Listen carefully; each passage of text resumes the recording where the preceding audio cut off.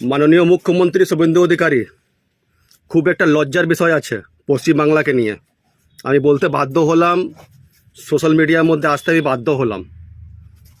বাধ্য না হলে উপায় নাই।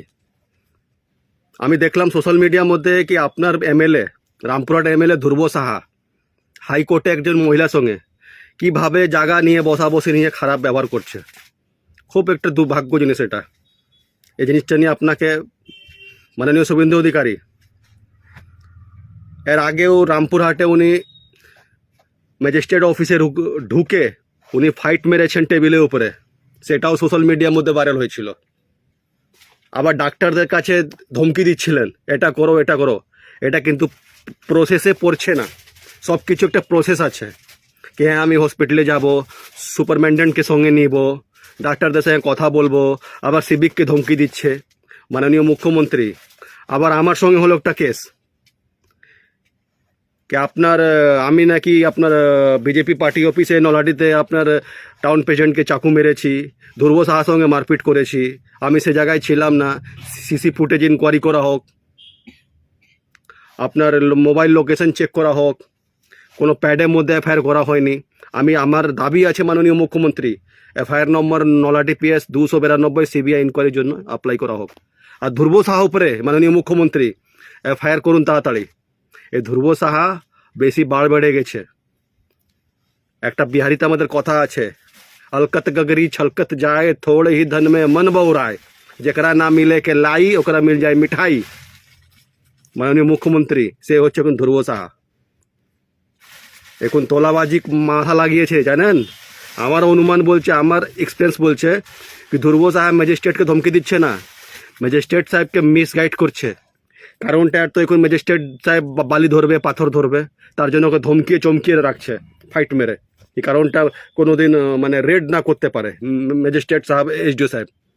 আর আজকে আপনারা আছে না ডাক্তারদের কাছে, যেরকম আমি মারপিট করলাম না কি করলাম বলছে মিথ্যা করে। হসপিটাল থেকে ইনজুরি রিপোর্ট চাচ্ছে, ইনজুরি রিপোর্ট ফলস নিতে সুবিধা হয়, তার জন্য ধমকে চমকে রাখছে ডাক্তারদেরকে। এটা কিন্তু প্রসেস হলো? মাননীয় মুখ্যমন্ত্রীর কাছে আমার অনুরোধ, হাত যোগ করে শুভেন্দু অধিকারীর কাছে অনুরোধ, যে ওকিল আমাদেরকে ন্যায় দেয়, আজকে আমি একটা ওকিলের জন্য আমি বেলে বাইরে আছি। আমি যে ডাক্তার আমাদেরকে, ভগবান আমাদেরকে বাঁচায়, সে ডাক্তারদের উপরে অত্যাচার সহ্য করব না আমরা। এই সমাজ সহ্য করবে না। আর যে ভিডিওগুলো দেখছে জনগণ, যদি ভাবছো কি হ্যাঁ সুবোধ কুমার সঙ্গে অন্যায় হয়েছে, লক্ষ্মী ভাণ্ডার পোস্ট করলাম তার জন্য আমাকে অ্যারেস্ট করা হলো, আমাকে তার জন্য ফেসবুকে একটা সোশ্যাল মিডিয়াতে জাস্টিস সুবোধ কুমার লিখে একটা পোস্ট করো। কারণটা আমি ন্যায় পাই শুভেন্দু অধিকারীর কাছে। মাননীয় শুভেন্দু অধিকারী মহাশয়, আমি একজন বিজেপি মেম্বার, আমি প্রধানমন্ত্রী বলে গেছেন যদি পার্টির মধ্যে কোনো দুর্নীতি হয় তাহলে তাকে প্রতিবাদ করতে হবে। যদি প্রতিবাদ না করো তাহলে তুমি পার্টি প্রেমী, তুমি দেশপ্রেমী কোনো দিন হতে পারবে না। মাননীয় মুখ্যমন্ত্রীর কাছে আমার অনুরোধ, ধ্রুব সাহা উপরে এফআইআর করা হোক তাড়াতাড়ি।